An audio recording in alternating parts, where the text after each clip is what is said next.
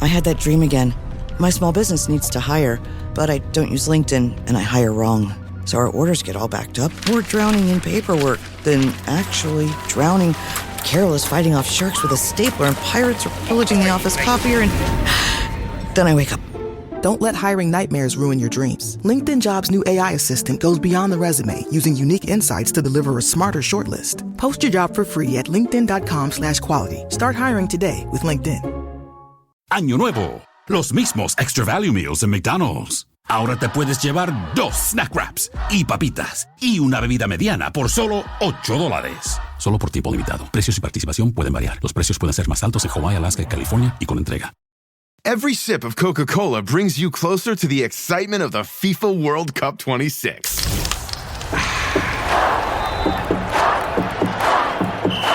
Because nothing compares to the joy. So grab a Coke and drink in the FIFA World Cup 26. No purchase necessary. 13 plus in 50 U.S. states and D.C. with a web-enabled device. Ends March 1st with 8 entry periods. Rules at cokeurl.com/soccer rules.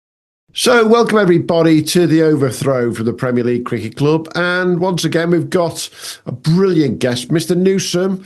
We've definitely not had an England captain before, have we?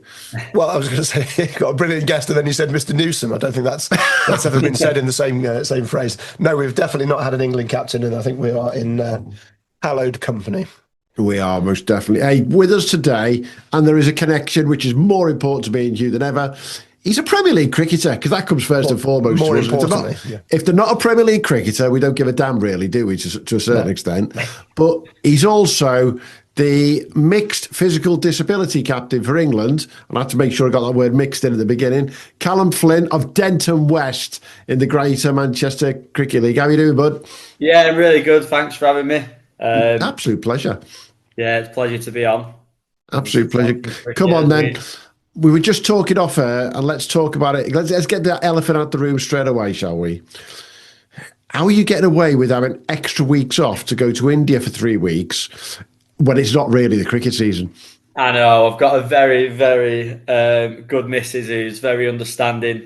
Like we was discussing off air, you got to get your brownie points in, as we will be doing in March and April, just before the actual summer season starts. I've kind of got to do that all year round in a way with England now, because the disability cricket's it's sort of thriving again. It slowed down during COVID. I mean, the whole world slowed down during COVID, but disability cricket really took an impact because not all the countries are involved. So I'm sure we'll discuss later on what countries are involved. But it's similar to like sort of the test teams, whereas the ECB, India, they kind of have the money. They're kind of at the forefront of disability cricket as well. So now it's kind of an all year round thing. The season doesn't really stop for us. So yeah, I've got to get the brownie points in every now and again.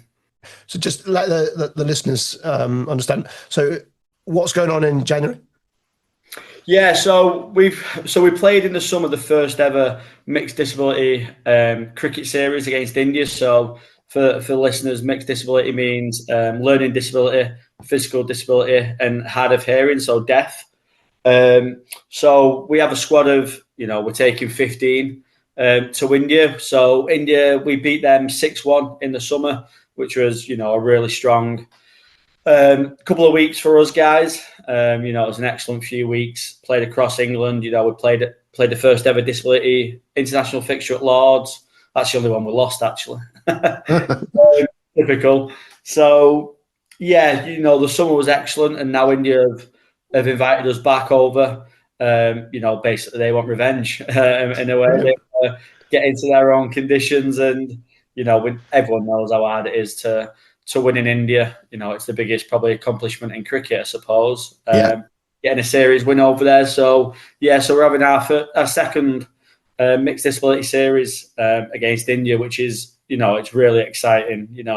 Like you say, the quick turnaround again. It shows where disability cricket's going. 6 months we've kind of had off, and then we're going back on tour. So it's really exciting for anyone involved in mixed disability cricket at the moment. Yeah, absolutely. How are you? Well, I assume this is not a professional side, How are you working this around life, job? Obviously, you've mentioned the missus, but the job and everything else.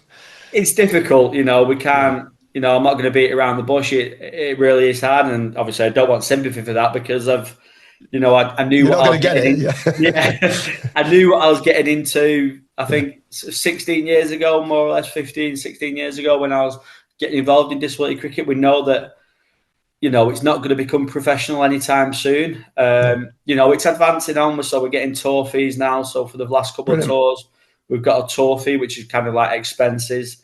But again, you're claiming that back sort of a month when you get home. So you're kind of getting it at the start of March. So it's a bit like you've got to allocate yourself some extra money while you're over there.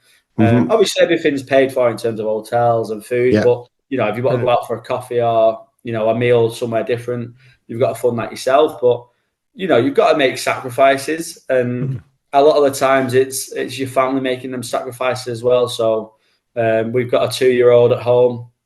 She'll be 3 in April. And, it is difficult. You've got the nursery fees. You've got the mortgage. And I'm at this moment, I'm finding it quite hard at the minute because I'm going to have 2 weeks off for Christmas and then I'm going to have 3 weeks off virtually for the tour.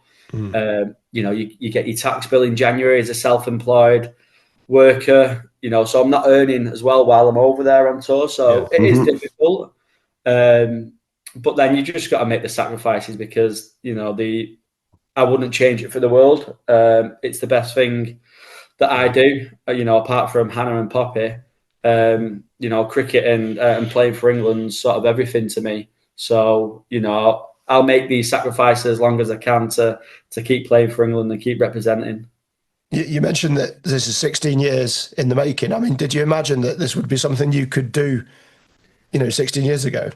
Yeah, well, so I got diagnosed with bone cancer when I was 14. So I didn't know disability cricket was even a thing. So it was probably only when I was around 15, about a year later after treatment, and I sort of just started getting back on my feet, getting back into the nets, that I found out about disability cricket. So I went down to Lancashire training with them.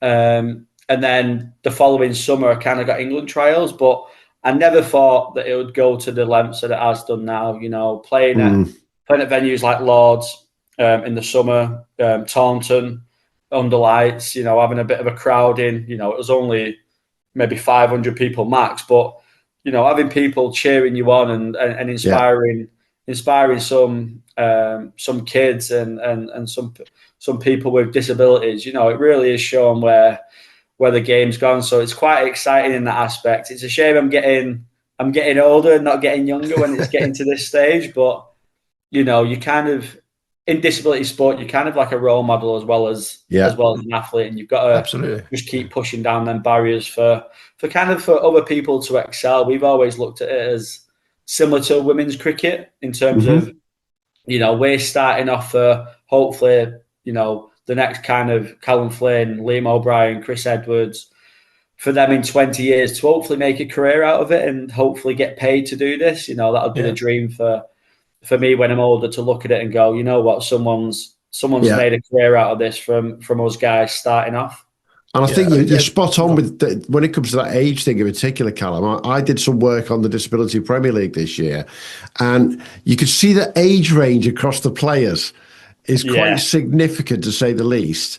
But then what I was really pleasantly surprised at was, this stigma, the word disability, it absolutely means nothing when you see the quality of Brendan Park coming running in and banging that ball in hard or whacking it as far as he does. Jake Foslow, cracking little player there. Some of the players I saw these are Div 1 Premier League players around the country. And I think that's where the misnomer is, isn't it? And where people need to understand that you're not talking about what that old stigma of disability is. Yeah, and that's the biggest challenge as sort of a disabled athlete. You kind of want, obviously, I don't blame journalists and reporters for sort of speaking about the story of the disability, because, it's kind of the selling point. It's what inspires people when reading it. But we kind of want to be judged off the cricket and our skills and what we do, and the story comes second. And I think that's I think that's just across the whole disability sport in general, even Olympians and stuff like that. You know, they want to show how good that they are, you know, because it is cricket. Obviously, you know, you might see the odd person run a little bit differently or communicate differently. You know, but it's still the same old 4s, 6s, you know, trying to, you know, bowl as quick as you can and wrap it around someone's head and stuff like that. You know, it's still, it gets just as tasty as Premier League cricket. So, it did. Yeah, it certainly does.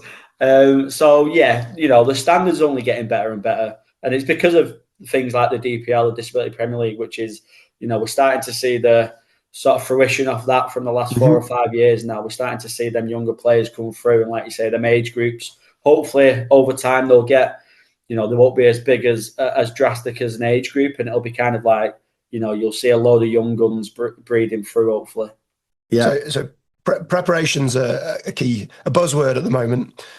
So do you feel your summer playing in the GMCL is good preparation for India? Yeah, it's slightly different, I think. Just slightly a little bit different. I might have to wait for one to stick into the pitch. I think it might skid on a little bit, or you know, playing on a green seamer in Denton in Manchester is going to be a little bit different to maybe playing on one in Delhi. Are you getting a stop in Lilac Hill as well? Yeah, I wish. Yeah, I won't mind playing around the golf here and there. But no, I tend to hit more centuries on the golf course than I do on the cricket pitch, to be honest. So, if I could transfer them across, you know, I'd be pretty decent. Yeah, and I'm guessing, looking at the squad that's going out to India, I know some of it will be down to availability for people, but then, you know, one of your fellow GMCL boys, Adnan, he's not going out there now. Is that because of availability, or because you look at the pictures going, that's not yours, Adnan? Yeah, so, you know, with the disability, with the mixed disability thing, you've kind of got to, it's quite hard because you've got to look at the impairments and the rules. So you've got to have certain people in. Yeah, so with the rulings for any listeners, you basically got to have 3 of each impairment in the 11. So you virtually got to take 4 of each impairment in a 15. And then you've also got to think about your balance of your squad, because you've got to have 1 of each impairment in your top 4 batting, and then you've got to bowl 1 of each impairment in the first 6, and you've got to bowl 5 overs of each impairment. So you've really got to think about sort of the balance of the squad, because if you're taking 4 players from, let's say, the deaf lads, you definitely need 2 bowlers, and you probably need like a 3rd lad who could bowl you an over here and there, just in case someone goes down injured. It's a long way to travel to India. I don't think we're going to get someone over there too quickly if someone does go down. So, you know, there's that dilemma of you're balancing the team out twice, and we found it quite hard sometimes in the summer, because you're choosing your 11 and you're like, oh wait, we've got to ring all these sort of numbers. So so that comes into selection, and it's a difficult conversation, because it's quite hard for some of the disability cricketers who have had, you know, tours with PD, LD and deaf teams before, that now aren't getting in the mixed disability side, but feel like they should, because they feel like they're much better cricketers than some of us in the squad. But like you say, it's mixed disability cricket now. You've got to balance it. Yeah, and you've got to balance it with the numbers in the squad. So there's going to be plenty of opportunities. There's rumours of a tour in the summer, potentially with another country involved. So you know, countries are getting involved, and that was the idea of it. That if it goes to mixed disability cricket, it's easier to fund. It's bigger. One squad than funding, you know, 3 or 4, because you also have the blind team as well. Obviously, they play a total different kind of style of cricket, and they sadly can't be included in mixed disability cricket. But we're hoping more countries get involved, because financially it's more stable for countries like South Africa and hopefully Australia, because Australia have never had a PD team, never had a disability cricket team. So, you know, I'd love the opportunity to play against the Aussies. I mean, anyone can probably get a call up soon. the way they're continuing. Well, I've watched a couple of your lads bat, and I'm going to say that Brendan Parr could definitely do a job out there. There's no two ways about it. I think he'll clear a few of the grounds. Certainly. I think Chris Edwards wouldn't do a bad job. And the legend from Liverpool, Mr. James Dixon, if he couldn't do something, I'd be very surprised. Yeah, I was netting with Jimmy last night. He's such a brilliant cricketer. He just keeps going. He just doesn't stop. He literally is like a bowling machine. He'll just keep running in for you and putting it on the same spot. Yeah, they've had a bit of a reshuffle, Cricket Australia. Very sadly, from my point of view, they've taken indoor cricket out of their sort of funded sort of pathways. But maybe that is an opportunity there for the disability cricket to come into that scope or so. Yeah, that'll certainly be, it'd be brilliant because, for a country like Australia who are so big on cricket and, they clearly they've got money with the big bash and the test team and stuff. They're not a struggling country when it comes to cricket and finances. It'll be brilliant for them to certainly get involved. Yeah, it's very similar on the decent tour. I was going to say it's very similar on the Masters side. I know that I was talking to the Aussie over 60s, not last year, the year before. And again, it was the first year that they'd been supported by the Australian cricket world. Previously they'd done it all themselves just to get those Masters squads over. And now it's just starting to come through. And I think cricket's a sport that, disability all the way through, let's be blunt about it, old age, it can be played a lot easier and different. It's not like football where we all know that once your fitness starts to go, it's a different ball game altogether, literally. Whereas cricket, we can have those different levels, can't we? Yeah, I used to coach. I'm still in and out of coaching. I did it at university, and I did a lot of coaching for the Lord Taverners on the sort of Super 1s and Super 9s kind of programs. And it's such an adaptable sport, cricket, the one that we play and love.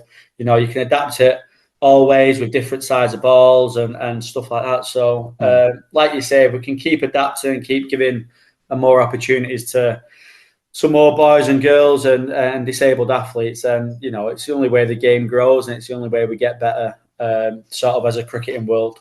It's such a unique sport, isn't it? Because it's an individual game played as a team. It just works, and like you say, I suppose so. The blind people, people that it's a very different. There's blind gradings, isn't there? I think there's So things like. So I could be wrong on this. I'm not quite clued up on blind cricket as well as I'd like to hope. I think it's like sort of an A and a B kind of system. Right. So I think you get some with very restricted vision, and then you get some that are full on blind. I think you can have a couple of restricted vision players in your team, but I think they still wear the full blackout goggles. Oh, right, okay. I could be wrong on that. I've watched it be played. I think it was last summer. Went down to Loughborough for a Disability Premier League game, and we got there early on the Saturday because our game got called off. And we was watching the blind lads have a training camp, and they was playing on the square at Loughborough. And you just watch them communicate and how they do it, and it's incredible to watch. Yes. It's just the way they feel, the way they dive around. Obviously, just the batting and the ball in itself is brilliant to watch. And anyone that's never watched it before, I would highly advise going and watching a game because absolutely, you get a total different view and aspect on life, but also cricket in general. Yeah, so take us back through your journey a little bit. I mean, you mentioned there obviously you're diagnosed with was it cancer? Bone cancer in the right knee.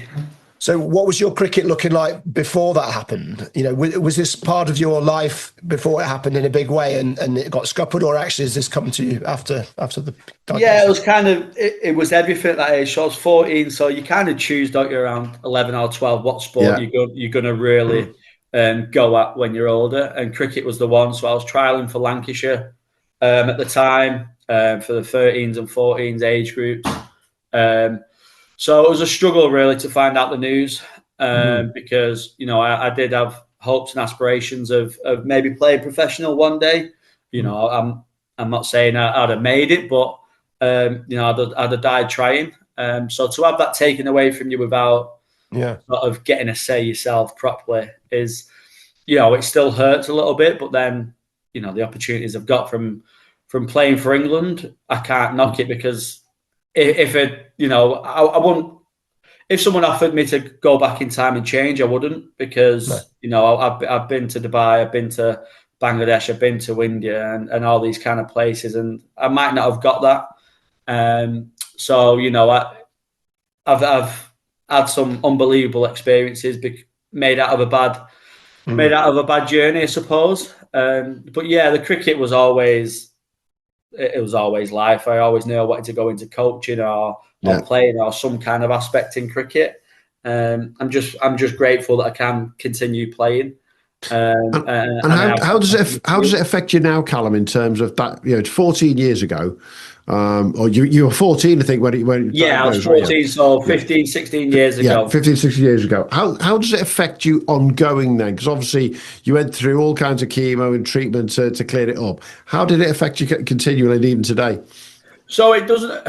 I've adapted really well. I've been lucky that I used to play physical disability cricket with Jamie Goodwin, who's a fellow bone cancer survivor as well. Mr. Allrubus. Yeah, he certainly is. Yeah. And he would certainly, I don't think he'd mind me saying that he's probably a little bit more restricted than me, whereas I've just felt lucky with my leg and my knee that my body's adapted well to it. So I run with a limp.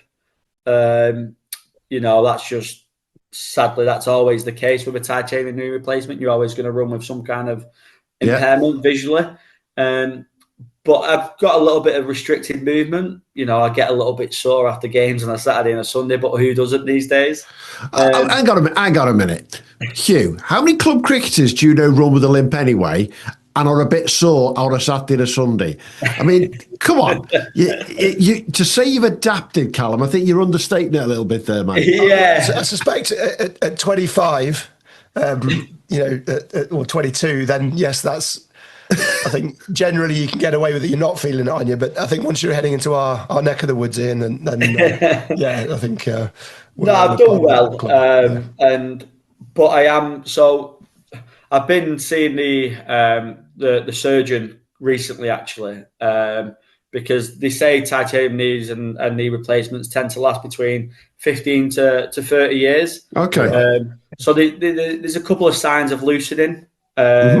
So he best described it as there's like a washer that the leg goes into, and that's normally like a circle, like a tight circle, but because of years of bowling and batting, it's kind of ovaled a little bit, he thinks. So it's showing signs of loosening, which would mean I'd have to have a new. I'd just have to have a new washer, but it's 6 to 12 weeks out, so it's an operation opening back up.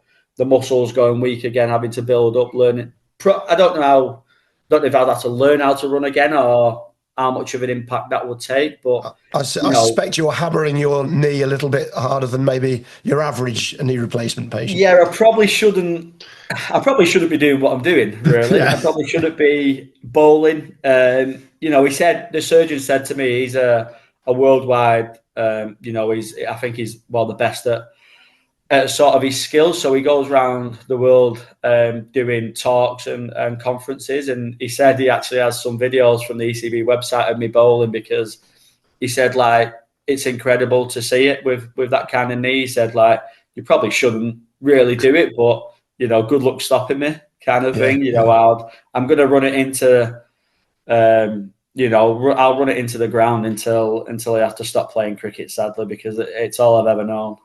Well, all I can say is, playing in the Greater Manchester League, you're not renowned for having the hardest track, shall we say. No, yeah. That might help you a little bit, whereas where you're about to go for your 5-match series in India, it'll be like playing on patio. Yeah, it certainly will. And I don't think the heat will be similar either. It's the absolute complete opposite of the Greater Manchester League. But the grounds are getting a little bit better, should we say, in the Greater Manchester League.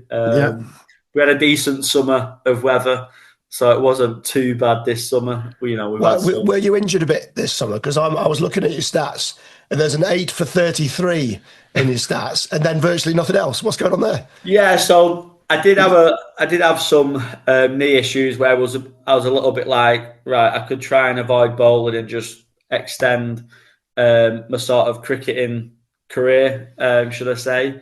Especially until I seen the surgeon.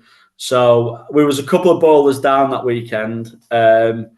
We signed a new bowler this summer, and then we've got a young lad who's kind of floating around the Lancs Academy. So I said to the skipper, I said, put me on the back burner. I said, let these two go at it. And I've also got my fellow England teammate Jordan Williams, who bowls 15 overs every weekend. So he's a lower limb disability, and good luck taking the ball off him. 15 overs straight through, opening up. He's. When you see sort of stuff like that in disability cricket being played in Premier League, it's like you say, it's disability cricket's a pretty good standard as well. It is. And watching you guys down at Worcester when I was down there in the summer, I think I said to Hugh the following week, the best way I could describe it is it's somewhere between Premier League and Div 1-2 as an absolute worst case. Yeah. I'd actually go as far as saying there are Premier Leagues in this country. There are 33. There are Premier Leagues in this country that I think you guys would give a really good run to. Because we all know that some Premier Leagues are better than others, but the Disability Premier League, the standard that's down there, and at the end of the day, it's the best of the best all getting drafted into these sides, isn't it? Yeah, and like you say, with the Disability Premier League as well, it's exciting with the youngsters coming through. I mean, you mentioned Jake Vosley before. I don't think I've seen a kid coming to disability cricket with a higher ceiling. I think if he reaches his potential, he really is frightening. He had me and Liam O'Brien the other week in Notts when he was bowling at us in the indoor school at Loughborough. We was doing scenarios and we were struggling to get a bat on him. We have a coach, Jigger Nake, who used to be Leicestershire. Yeah. And I think he's a bit of a spin bowling scout for the ECB, or he certainly has been in the past. And he's the head of the academy at Leicestershire.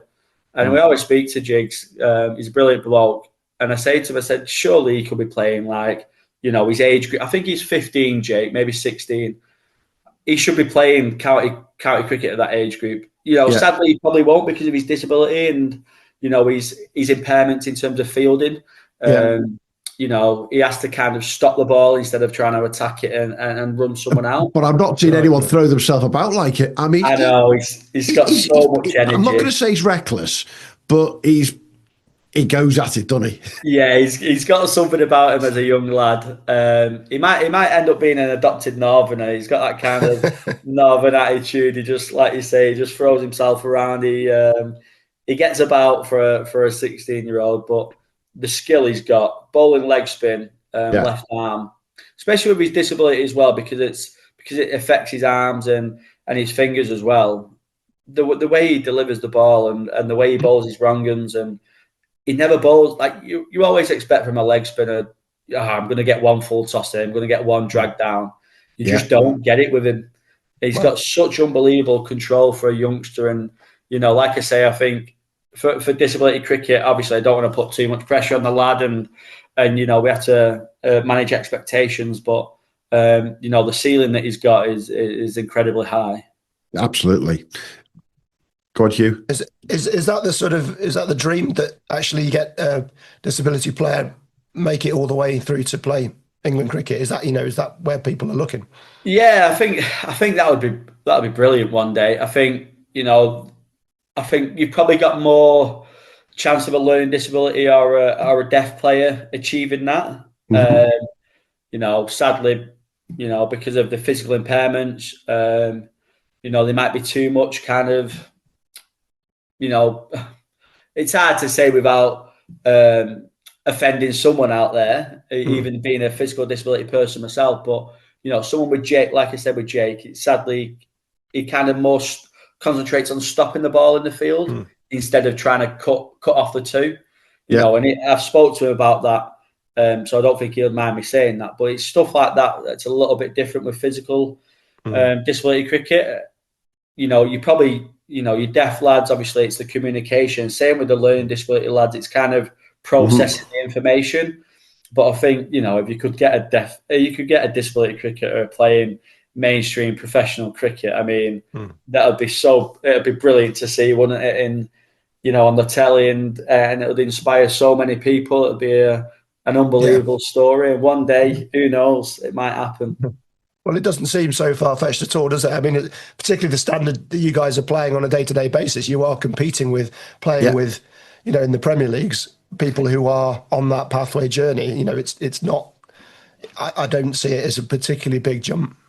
Yeah, like you say, you look at Premier League cricket nowadays. You tend to find 3 or 4 county players in each Premier League. Even more. In places like the Liverpool Comp or somewhere like that. When you get your Lancashire players breeding through.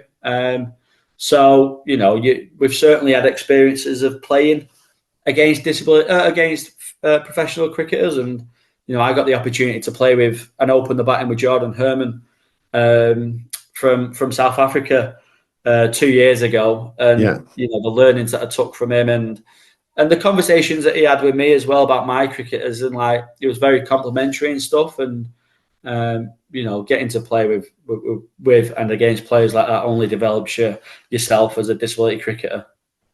Yeah, and Diego Rossier this year. Yeah, Diego was fantastic. He was really good. Yeah, sadly he's gone to the Lancashire League now. He's gone to Clitheroe. So he had a few sub-pro gigs there this summer. So I think they've got in his ear a little bit. But he started the season. He started the season flying, but didn't end it that way. So let him go, as far as I know. No, exactly. He ended up being a bowler at the end of the year. But that first innings at where was we at? I think it was at Royton. And I ran a drink out to him. I think there was a fair few players missing first game of the season. I think it was 70 for 6, chasing 270. And I just said to Diego, I said, listen, mate, I've spoke to the skipper and myself, and we're happy for you to just tee off. He said, just have a bit of fun. He said, we've not got much left. He said, there's a couple of lads that can hold the bat, but they're not going to stick around forever. They're not going to score, more than 30 or 40. He just teed off and went berserk, and 177 or something he ended up with, not out. And we knocked it off with 4 or 5 overs to spare. It was where's that come from?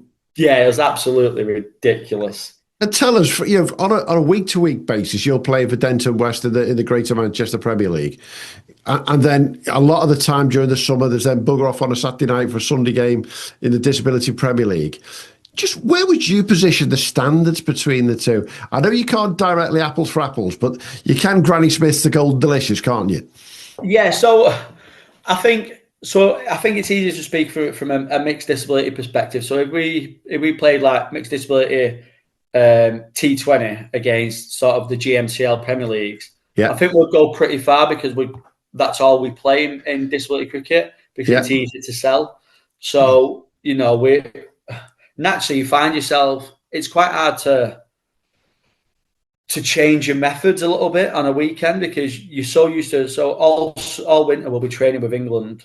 And then, you're trying to clear the ropes, you're trying to range it and all that. And then you're like, oh, Saturday, I have to go back to trying to put a full innings together and bat in 30, 40 overs. Yeah. So it's quite hard in that aspect. But I think the standards, like you say, I think if we played in an actual T20 tournament, I don't think we'd look out of place at all because we've probably done more death bowling and death hitting and range hitting and stuff like that. Then your Flickstons and your Edgeworths and stuff like that. I'm not saying we'll beat them. Of course, I'm not saying that. You beat Flixton. Ollie Riley told us you'd beat Flixton because you always get runs against them. Yeah, yeah. It's been my token 100 for the last 2 years, actually, Flixton. That'll make it sound even worse. Your token 100's been against Flixton. Your token 8th. Yeah. That was the game we had a few missing. We was a bit like, you know what, lads? They've got Crossy and they've got Liam and Steve Cheatham was like, let's just kind of tee off, see what we get to, have a bit of fun. And then let's just see how we go with the ball. And we got to 180, 190 and was a bit like, oh, we actually kind of have to take this a little bit serious now with the ball because we could actually, a couple of wickets, get Crossy out early, we could actually win. And all of a sudden we're like, oh yeah, we've got 5 or 6 points at you, lads.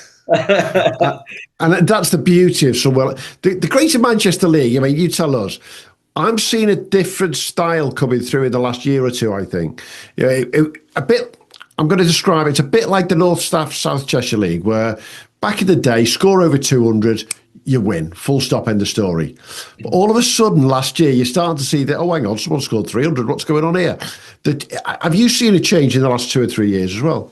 Yeah, I definitely think, and it's probably Bazball, isn't it, a little bit, that he gets the blame for everything. Yeah, you're starting to see clubs that just want to play more aggressive cricket and more entertaining cricket. And there's that much cricket nowadays as well.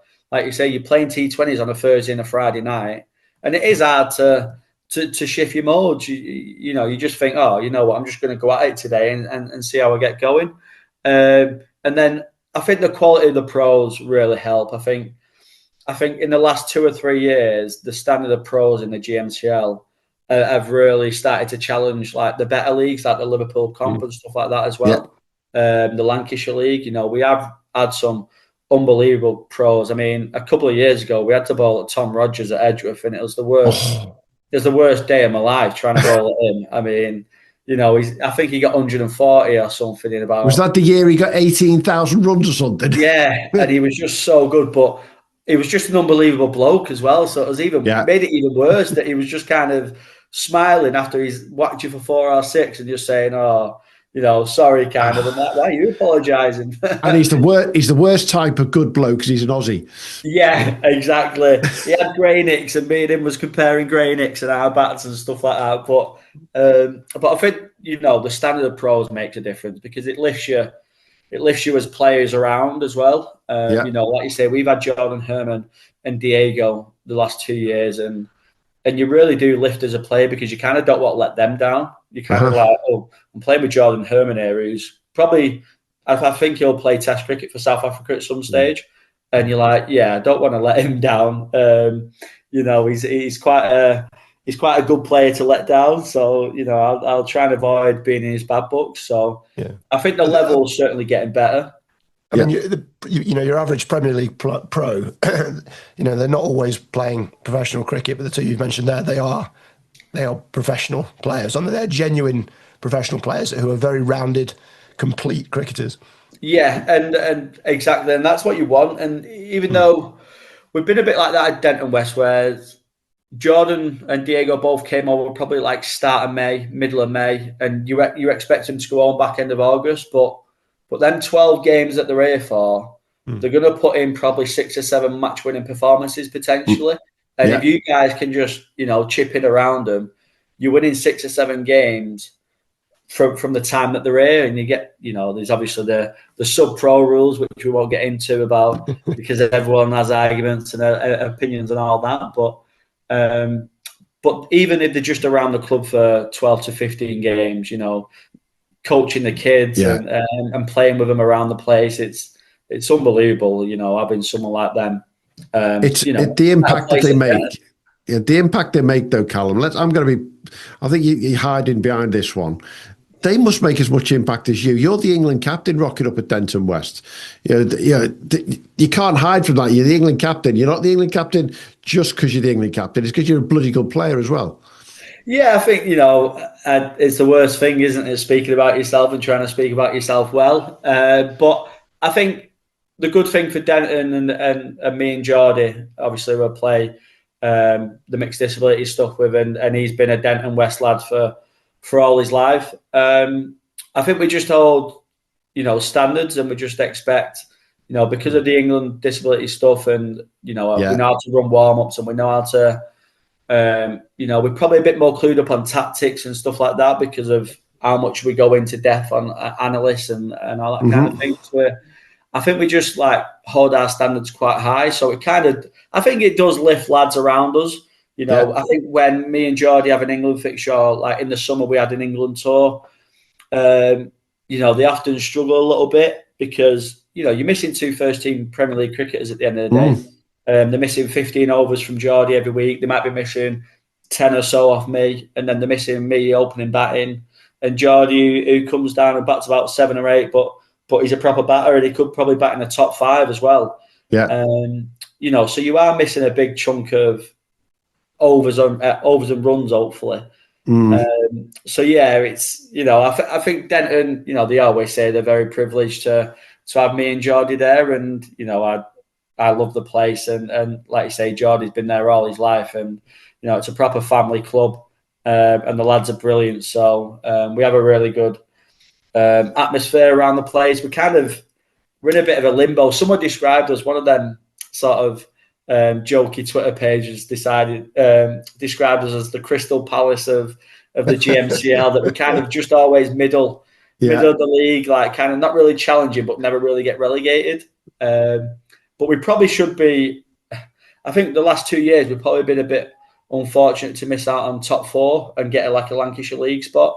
We kind of just drift off at the end of the year when we lose the pro and they go home.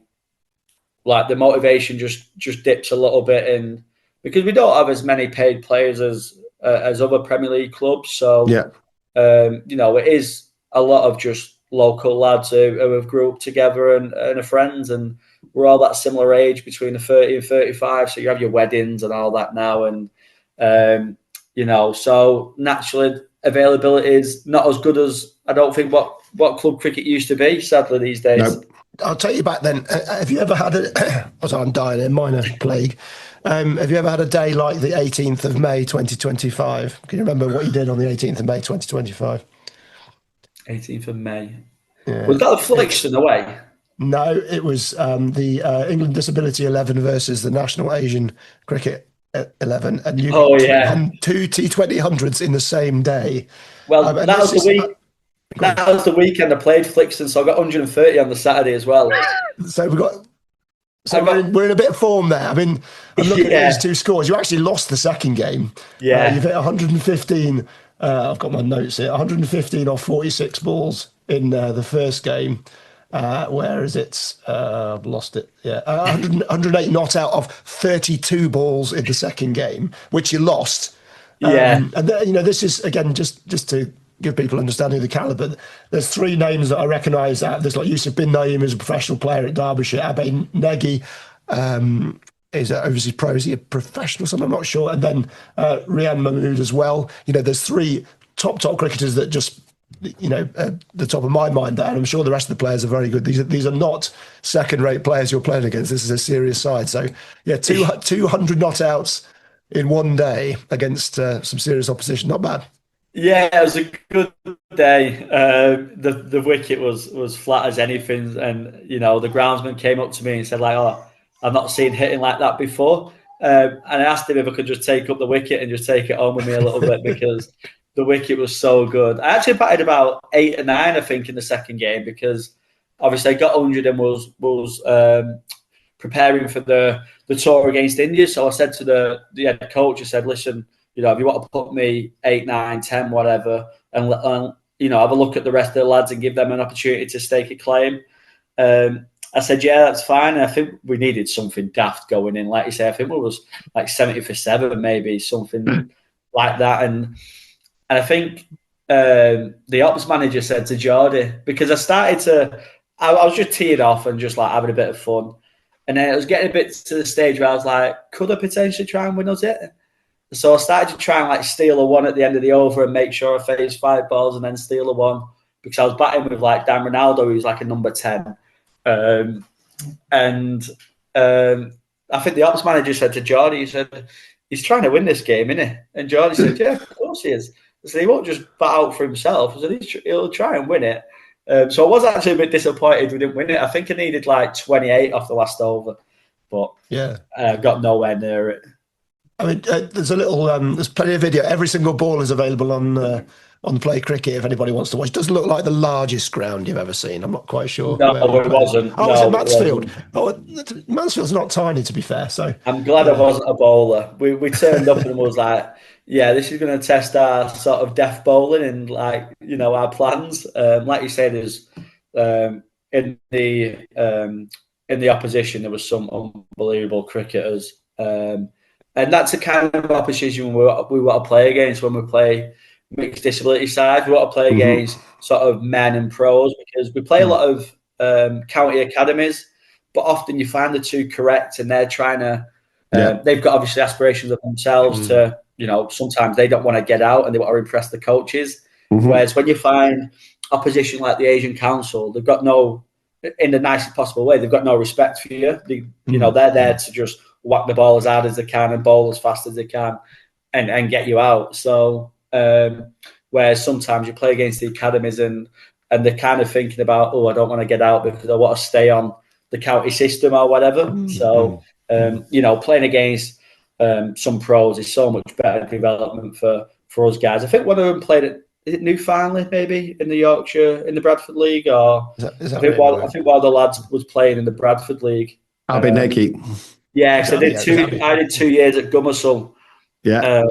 So I was chatting to him about the Bradford League a little bit. Abinegi is a national T20 winner now, having won the national T20 with Newfoundland last year.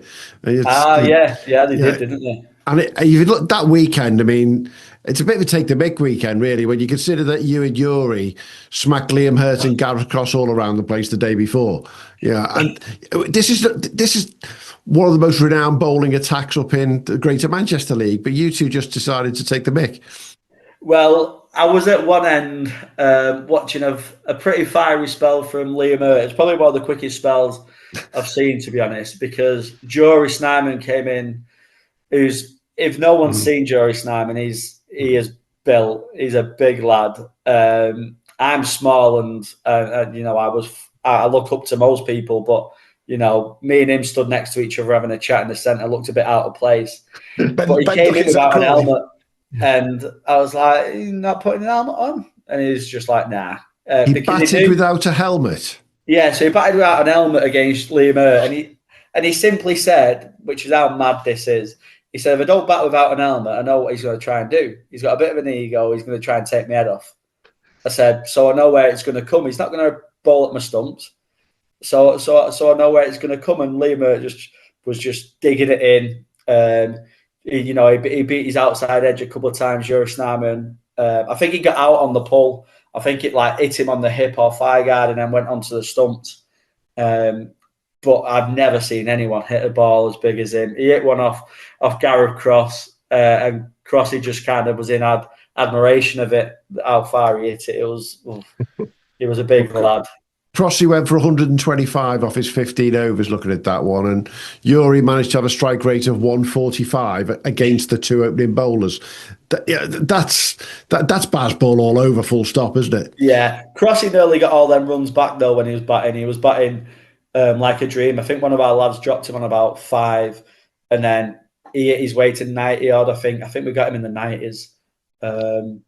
But he never looked like getting out at one stage, and it was the flattest wicket ever because it was baking hot, weren't it, at the start of the summer, and all these wickets were kind of like July, August wickets in May.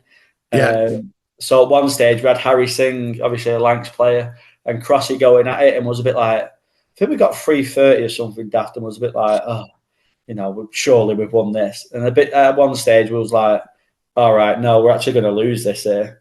They were 153 for 1. Yeah. But you bowled them all out for 189. So they lost 9 wickets for 35. And it was Yuri Snyman with 6 for 30. I mean, he scored a ton off 69 balls and then takes 6 for 38. That's what you want your pro to do, isn't it? Yeah, it's a pretty decent day, isn't it? Here's your money. Well played. Hopefully we can get you back again. Hopefully we can get you back again one day. Sadly, we didn't. But hopefully he can sub-pro for us another time next year, hopefully. What's 2026 looking like then? Once you've obviously got your India tour, and then you mentioned some stuff in the summer potentially, but GMCL, what's it looking like? Yeah, so still with Denton, as long as they still want me. But sadly, again, it's going to be a case of missing quite a few games. So I think I missed about 7 or 8 games last year. A lot of it because the tour with England and then preparation as well. We went to Desert Springs for a training camp. So, now we're playing summer tours as well. It's quite difficult for club cricketers, especially Denton, because they have me and Jordan. So, they're losing 2 players, not just one. I think for a club to lose 1, it's okay. You can get around it. When you're losing 2, it's quite difficult. Still with Denton. We've not quite signed our pro yet. We've signed Akib Uppal back from Widnes, from the Cheshire League. So he's come back to us. He's a really good player, so he'll strengthen us. But hopefully we can do better than the Crystal Palace are flying now, and they're like top 4 or 5. Exactly. So hopefully, I think you've gone 5th, 7th, 6th in the last 3 years. So hopefully we can make top 4. But, Champions League. Yeah, but you're looking at the teams in the GMCL Premier League now, and Prestwich only just came back up into the Prem and then they won it straight away. You've got Edgeworth, who will only strengthen as they usually do, and their ground. They're spending loads of money on the ground and indoor nets as well now. Joe Green always strengthen. They're a brilliant club. They always have been. You got Woodbank coming back into it with Harry Dearden. They've signed a lot of players. Yeah, so it's going to be. I think it'll be the toughest GMCL year since it was made and all this. I don't know how many years it's been going now. GMCL maybe about 10 years or so. I think it'll be the toughest Premier League that it's had, and that's because of the money that people spend now. It is frightening, to be honest. Some of the money that gets spent, but it is only making it better standard of cricket. But then you've got the opposite effect of the GMCL, where Flixton have gone down 2 divisions.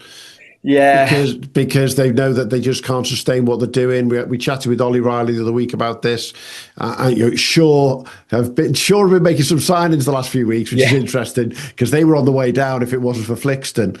That just shows that it's a fine balance between what you spend and what you do, doesn't it, as well? Yeah, and that's the good thing with us at Denton, I suppose. Like I think there's budget there to spend a little bit more, but we also don't want to ruin what we've got in terms of a really good group of local lads working hard for each other. Like I think it's only me and the pro. I've been there 5 years now. This will be my 6th year, so they kind of class me as a local now, and one of their own. But we're kind of the only 2 that are not from around the area that haven't grown up playing with each other. Through age group cricket. So that's what's really good about ourselves. We don't get too up, we don't get too down. Denton. If you've been to Denton West, the clubhouse isn't the best and stuff like this, but what we make do with what we've got.